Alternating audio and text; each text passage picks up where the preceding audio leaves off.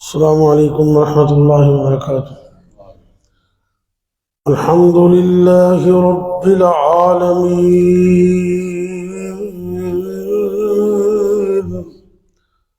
والعاقبۃ للمتقین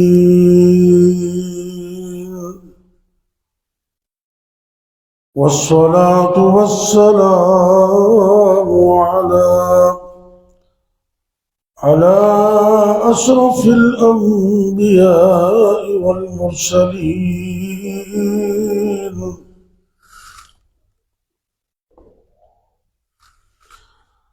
وعلى آله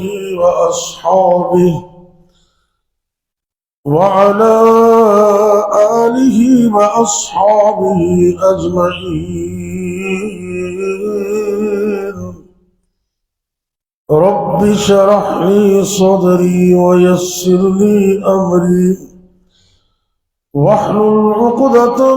من لساني يفقه قولي، أما بعد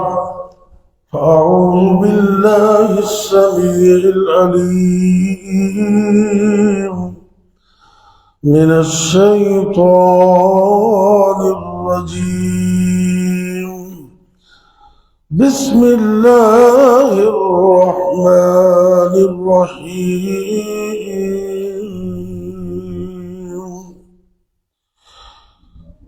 إن الله وملائكته يصلون على النبي يا أيها الذين آمنوا صلوا عليه وسلموا تسلیما۔ اللہ رب العزت فرما رہے ہیں، بے شک اللہ تعالی اور اس کے فرشتے نبی کریم صلی اللہ علیہ وسلم پر درود بھیجتے ہیں۔ اے ایمان والو، تم بھی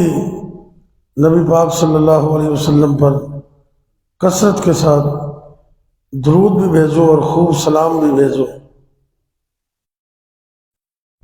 امام کائنات حضرت محمد رسول اللہ صلی اللہ علیہ وسلم وہ عظیم ہستی ہے جن پر ایک مرتبہ درود بھیجنے سے اللہ کی 10 رحمتیں ہوتی ہیں۔ ایک دن ایک صحابی ہے حضرت کعب بن عجرہ رضی اللہ تعالی عنہ، انہوں نے عرض کیا کہ اللہ کے نبی صلی اللہ علیہ وسلم، اللہ نے قرآن میں درود کا حکم بھی دیا ہے اور سلام کا بھی، تو درود تو سلام تو ہم نماز کے اندر تشہد میں پڑھتے ہیں، السلام علیکہ ایھا النبی ورحمۃ اللہ وبرکاتہ، السلام علینا وعلی عباد اللہ الصالحین، تو کیف نصلی علیک، آپ پر درود کیسے بھیجیں؟ تو صحیح مسلم کی حدیث ہے اور یہ بخاری کے اندر بھی موجود ہے۔ اللہ کے نبی صلی اللہ علیہ وسلم نے فرمایا کہ تم یہ پڑھا کرو، اللہم صلی علی محمد وعلی آل محمد کما صلیت علی ابراہیم وعلی آل ابراہیم انک حمید مجید، اللہم بارک علی محمد وعلی آل محمد کما بارکت علی ابراہیم وعلی آل ابراہیم انک حمید مجید۔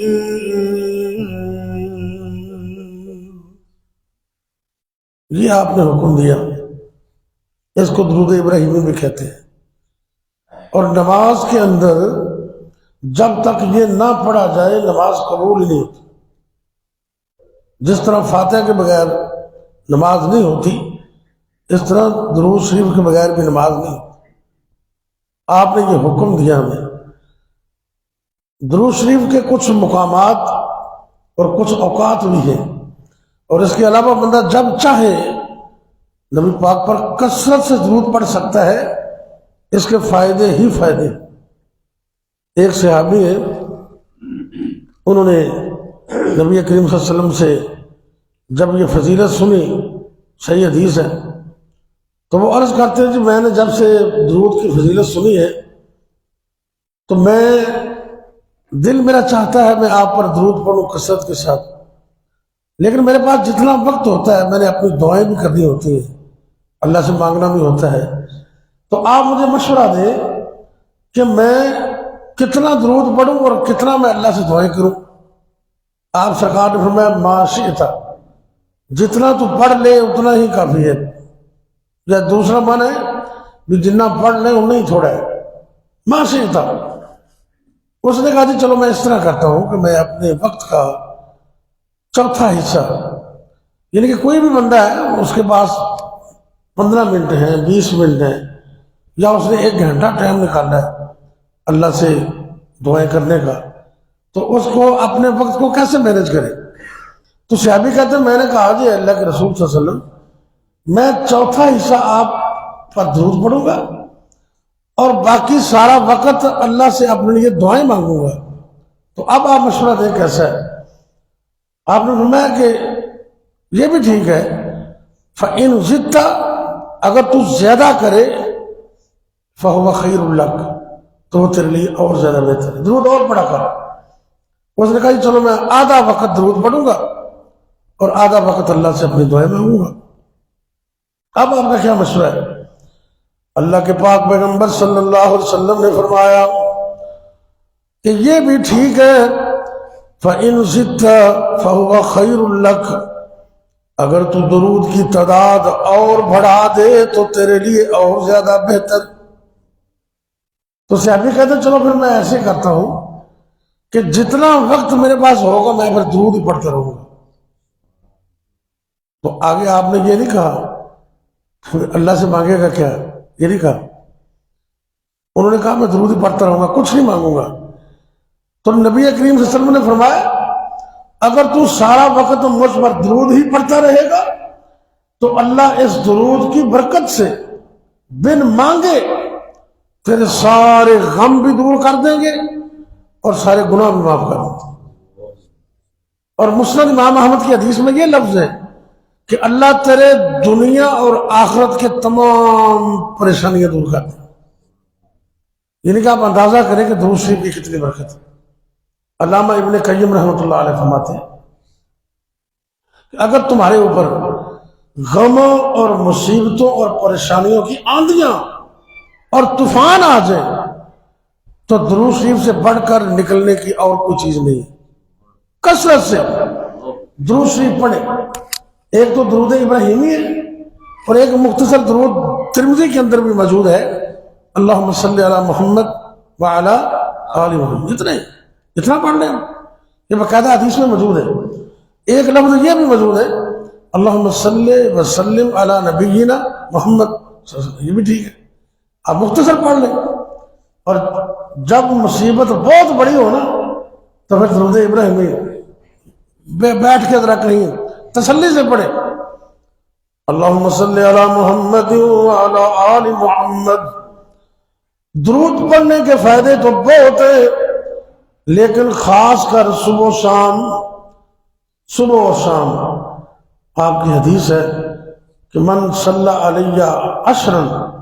جو بندہ میرے اوپر 10 مرتبہ درود پڑھتا ہے، آپ فرماتے ہیں قیامت کو میں نبی اس کی سفارش کروں۔ آپ نیت کر لیں، سب بھائی پڑھتے ہی ہوں گے انشاءاللہ، نہیں تو ذرا اس کو شامل کر لیں، مختصر پڑھ لیں نا، اللہم صلی علی محمد وعلی آل محمد، اللہم صلی علی محمد وعلی آل محمد، 10 مرتبہ صبح اور 10 مرتبہ شام کو اسپیشل ہے۔ اس طرح ایک مقام اذان کے بعد بھی ہے، نبی کریم صلی اللہ علیہ وسلم نے فرمایا جب تم اذان سنو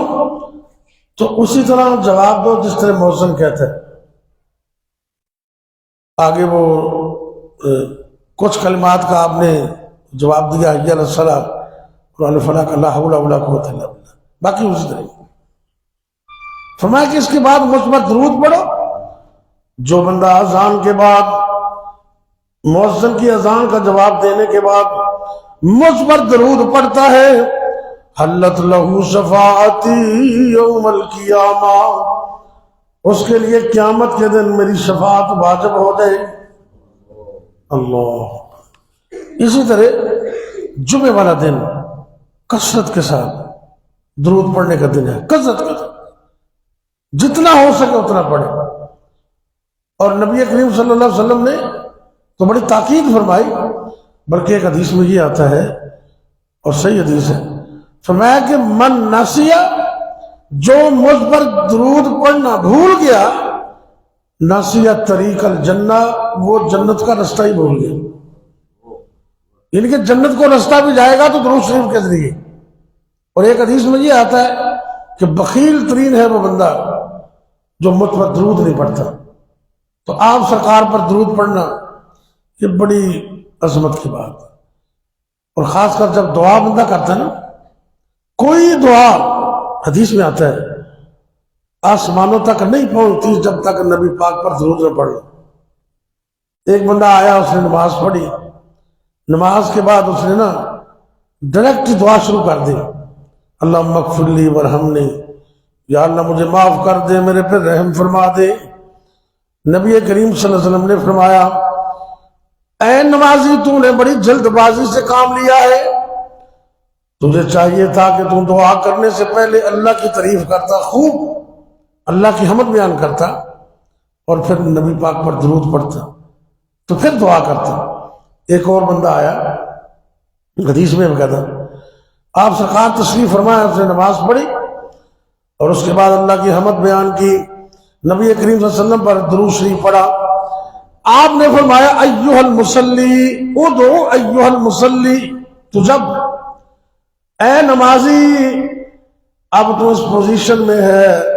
تو نے اللہ کی حمد بھی بیان کر دی، میرے پر درود بھی پڑھ لیا، اب مانگنا تیرا کام ہے، عطا کرنا اللہ کا کام۔ اس کا مطلب ہے کوئی دعا درود شریف پڑھے بغیر قبول آسمانوں پر جاتی ہی نہیں، بڑی عظمت ہے۔ ایک دفعہ مجھے کوئی مشکل پڑ گئی تو میں گجرا والے ایک دوست تھا میرا، وہاں گیا، وہاں مولانا عبداللہ صاحب ہوتے تھے جو جماعت کے امیر ہوتے تھے، علامہ احسان علی ظہیر جب ہوتے تھے ناظم اعلیٰ جمعیت اہل حدیث کے، تو وہ پورے پاکستان میں جمعیت کے امیر ہوتے، مولانا عبداللہ رحمۃ اللہ علیہ، جامعہ محمدیہ گجرا والا جو انہوں نے بنایا۔ انہوں نے کہا کہ مولانا فرمایا کرتے تھے کہ جتنی مشکل بڑی سے بڑی آ جائے، درود ابراہیمی شروع کر دو، ایسے دیکھتے دیکھتے انشاءاللہ آسانی ہو جائے، اللہ آسانی کر دے گا۔ اور میں حیران ہوا، یہ پیغام ٹی وی آپ بھی سنتے ہیں، وہ مولانا اجمل بھٹی وہاں بڑا اچھا بیان کرتے ہیں، مفتی بھی ہیں وہ۔ ایک دفعہ انہوں نے کہا کہ ایک عربی شیخ، ان کے دل کی اوپن ہارٹ سرجری، یعنی کہ کھلا آپریشن سے، یہ بڑا سیریس ہوتا ہے، ڈاکٹروں نے بڑی کوشش کی، سکرین چل رہی ہے سامنے،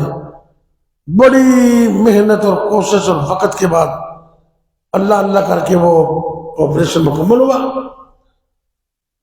تھوڑا سا سوکھ کا سانس لینے کے لیے ڈاکٹر طرف باہر آئے،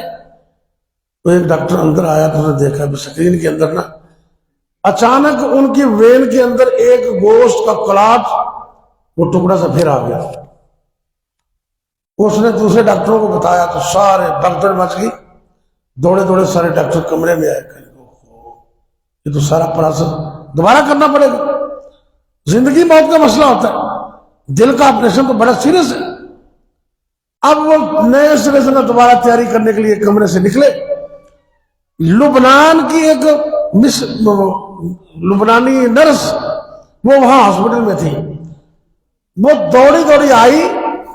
آپریشن تھیٹر پر پڑے ہوئے اس عالم دین کے کان میں پتہ کیا کہتی، یا شیخ صلی علی محمد، تم سمجھ آ گئی ہونے، یا شیخ صلی علی محمد، اے اللہ والو بڑا مشکل وقت ہے، نبی کریم پر درود پڑھیے۔ وہ عالم دین تھے، درود کی اہمیت کو سمجھتے تھے، انہوں نے شروع کر دیا، بڑا ہی پڑھا، پڑھتے گئے جب دوبارہ ڈاکٹروں کی ٹیم کمرے میں آپریشن تھیٹر میں داخل ہوئی، سکرین کو دیکھا تو وہ کلاٹ پتہ نہیں کدھر چلا گیا، صاف ہو گیا مسئلہ۔ درود کی برکت آپ اپنی زندگی کا حصہ بنا لیں، 100 مرتبہ، 200 مرتبہ، 300 مرتبہ، جتنی مشکل بڑی ہو نا اتنا تعداد بڑھا دو، جتنی مشکل زیادہ ہو اور جتنی بیماری زیادہ ہو اتنی درود کی تعداد کو بڑھا دے۔ اور اگر اخیر ہو جائے نا ہر چیز کی، آپ کو میں ایک طریقہ بتاتا ہوں، عمل کیجئے گا، اگر فائدہ نہ ہو نا تو اگلے درس پر مجھے کہہ دے، پروفیسر صاحب کو چنگا طریقہ دس سے فائدہ نہیں ہوا، لیکن عقیدہ توحید ہو اور یہ دل صاف ہو۔ ہمارے دل صاف نہیں ہوتے، حسد اس میں، بغض اس میں، عداوت اس میں، دشمنی اس میں، دنیا جہان کی قدورتیں ساری اس دل میں۔ نہیں، دل کو صاف کرو اور صاف دل سے نبی پر درود پڑھو، اللہ کی قسم اسی وقت فائدہ ہو۔ اپنے دلوں کو صاف کر لیں۔ آپ نے ایک صحابی کو کہا تھا کہ جنتی ہے سب لوگوں کے سامنے، تو اس کا یہی عمل تھا، اس نے کہا میں سونے سے پہلے سب کو معاف کر دیتا ہوں، اور اس دل کے اندر کسی مومن کے بارے میں کینہ عداوت ہے ہی نہیں۔ حالانکہ یہ بندے شرارتی بھی ہوتے ہیں معاشرے میں، ان سے بچنا بھی ضروری ہوتا ہے، آپ ان سے بچیں، ان کے زیادہ قریب نہ ہوں، رشتے ناتے ان سے نہ کریں، لیکن ان کو معاف کر دیں، قدورت نہ رکھیں دل میں۔ اگر وہ شرارت کریں، اللہم انا نجعلک فی نحورہم ونعوذ بک من شرورہم، یہ پڑھ لیا۔ اگر زیادہ ہی تنگ کریں نا، کچھ چیزیں مجرب ہوتی ہیں عصر کے بعد، اور زیادہ تنگ کریں نا تو پھر گھر کی چھت پہ چڑھ جاؤ اور ننگے آسمان، تو عصر کے بعد چنگی طرح ذرا چپی لو، اللہم انا نجعلک فی نحورہم ونعوذ بک من شرورہم۔ زیادہ نہ پڑے کہ دنیا تو چلے جائے، تھوڑا سا 15-20 منٹ، یعنی کہ اس کی شرارتوں سے بچنے کے لیے یہ مجرب نسخہ ہے، اللہ کی قسم آزمایا ہوگا۔ شرارتوں سے بچے لیکن دل صاف رکھے، اس کے بارے میں صاف دل کے ساتھ نبی پاک پر درود پڑے۔ بڑی سے بڑی مصیبت، اگر دنیا جہان کی بہت بڑی مصیبت ہمارے اوپر آ گئی، رات کا ٹائم سب لوگ سوئے ہوئے، وضو کر لیں، 2 رکعت پڑھ لیں، قبلہ رخ ہو کے بیٹھ سے اور درود ابراہیمی پڑھیں اور پڑھتے ہی جائیں، 15 منٹ، آدھا گھنٹہ، 1 گھنٹہ طے کر لیں، انشاءاللہ العزیز درود پڑھنا نبی پاک پر تمہارا کام ہے، ساری مصیبتیں مشکلیں آسان کرنا اللہ کا کام ہے۔ ایک حدیث سنے پھر دعا کرتے ہیں، کمال درجے کی حدیث ہے۔ ایک صحابی ہے حضرت عبد الرحمن رضی اللہ تعالیٰ، کہنے لگے میں ایک دن گھر سے نکلا، کائنات کے امام میرے اور آپ کے پیر و مرشد جناب محمد صلی اللہ علیہ وسلم بھی گھر سے نکلے، میں آپ کے پیچھے پیچھے چلنا شروع ہو گیا۔ اللہ کے نبی صلی اللہ علیہ وسلم ایک کھجوروں کے باغ میں چلے گئے،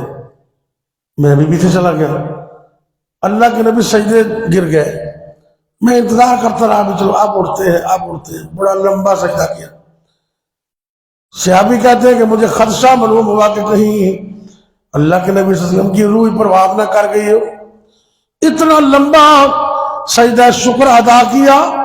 اللہ کے نبی صلی اللہ علیہ وسلم نے۔ پھر میرے نبی نے جب سر اٹھایا تو آپ نے دیکھا عبد الرحمن تم کیسے ہے؟ انہوں نے کہا میں نے تو ساری بات بتا دی، مجھے تو خدشہ ہو گیا تھا۔ آپ نے کہا تجھے نہیں پتا،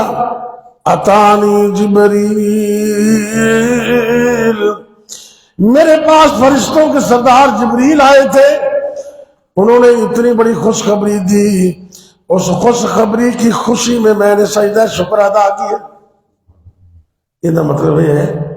ایک تو مسئلہ یہ ہے کہ کہ جب بھی خوشی ملے کسی قسم کی تو سجدہ شکر ادا کرنا چاہیے، اور سجدے کے لیے وضو بھی ضروری نہیں ہے، سجدہ شکر کے لیے وضو بھی، ویسے تو وضو ہر حالت میں ہو تو بڑی اچھی بات ہے، جیسے ہمارے کھلاڑی وہ کچھ چھکا چھکا لگاتے ہیں تو میدان کے اندر ہی وہ سجدہ کریں، ٹھیک ہے، اور سجدے کے لیے قبلہ رخ ہونا بھی ضروری نہیں ہے، یہ بھی سمجھ لیں، نماز کا سجدہ اور ہے، میں سجدہ شکر کی بات کر رہا ہوں، تو بندہ جس کیفیت میں ہو نا بس سجدے کر دے، یہ ہے سجدہ شکر۔ یہ مولانا اجمل بھٹی ہے نا جو جن کی میں بات بتا رہا تھا، انہوں نے اپنی بات بتائی، کہہ لگے ہم نے مدینہ یونیورسٹی داخلہ بھیجا ہوا تھا،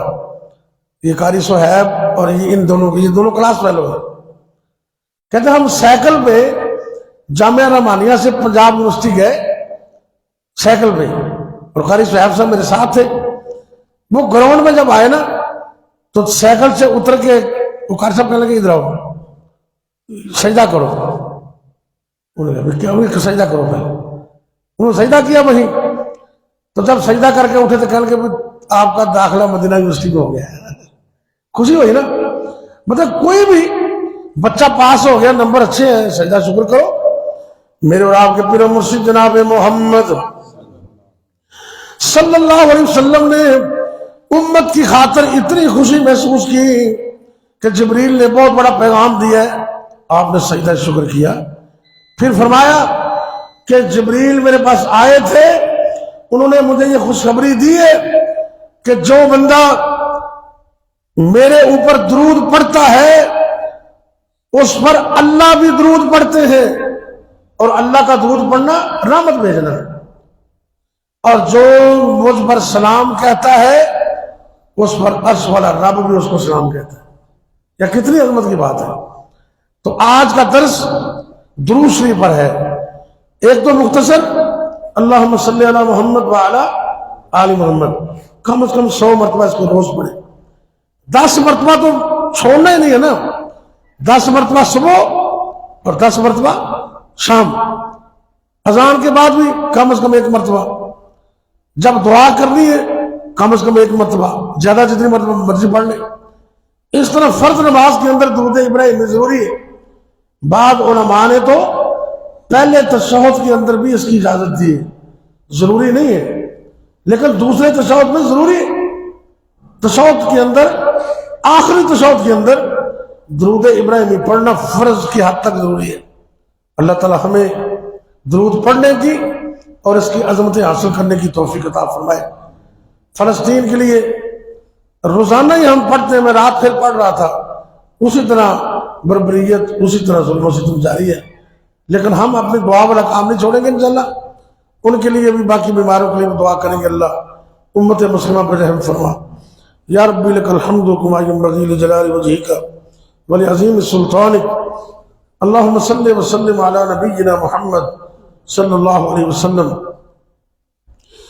یا اللہ یا رحمان یا رحیم یا کریم یا حی یا قیوم برحمتک نستغیث،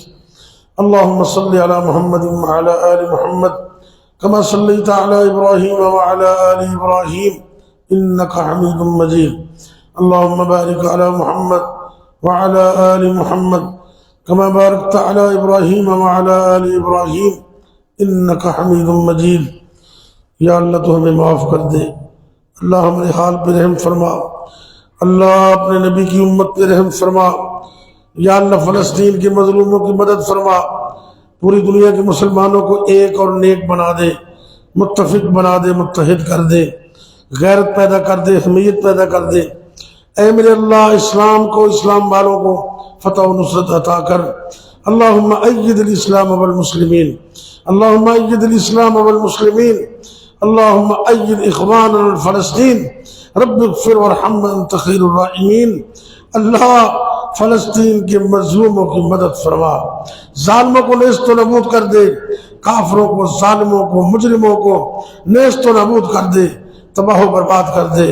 ان کو عبرت کا نشان بنا دے، اسلام کو، اسلام والوں کو فتح و نصرت عطا کر دے، رب اغفر وارحم انت خیر الراحمین۔ اللہ جتنے بیمار ہیں سب کو شفا عطا کر دے، اللہ تو ہر چیز کو سمجھتا ہے، سر سے لے کر پاؤں تک ہمارے جسموں سے ایک ایک وائرس بیماری نکال دے، تا حیات تندرستی عطا کر دے، صحت عطا کر دے، عافیت عطا کر دے۔ یا اللہ جتنے بھی مسلمان مرد، عورتیں، بچے، بوڑھے، جوان گھروں میں یا اسپتالوں میں روحانی جسمانی طور پہ بیمار ہیں، اللہ اپنی رحمت سے شفا کاملہ عطا کر دے۔ یا اللہ جو دنیا سے فوت ہو گئے مسلمان، اللہ ان کو معاف کر دے۔ اللہ ہمارے والدین پہ رحم فرما۔ یا اللہ جن کے والدین فوت ہو گئے اللہ ان کو جنت میں اعلیٰ مقام دے دے۔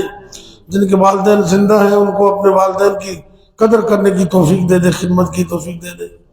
اللہ جب تک زندہ رکھنا اپنے علاوہ کسی اور کا محتاج نہ کرنا، جب تک زندہ رکھنا عقیدہ توحید میں قائم رکھنا، جب موت آئے تو کلمہ نصیب کرنا، خاتمہ بالخیر کرنا۔ اللہ سونے جن کے پاس اولاد نہیں ہے ان کو نیک صالح نرینہ اولاد عطا کر دے۔ جن کے پاس بچے بچیاں موجود ہیں آنکھوں کی ٹھنڈک بنا دے۔ اللہ ہمارے بچوں کو نیک کر دے، آنکھوں کی ٹھنڈک بنا دے، حافظ قرآن بنا دے، باعمل عالم دین بنا دے، 5 وقت کا پکا نمازی بنا دے، ہمارے لیے جانے کے بعد صدقہ جاریہ بنا دے۔ ربنا تقبل منا انك انت السميع العليم۔ اللہ آسانیاں پیدا فرما دے، مشکلیں آسان کر دے، تنگ دستیاں دور کر دے، رزق حلال عطا کر دے۔ یا اللہ جو جو ضرورت ہے ہم سب کو عطا کر دے۔ ربنا تقبل منا انك انت السميع العليم وتب علينا انك انت التواب الرحيم۔ وصلى الله تعالى على خير خلقه محمد وعلى آله وأصحابه أجمعين۔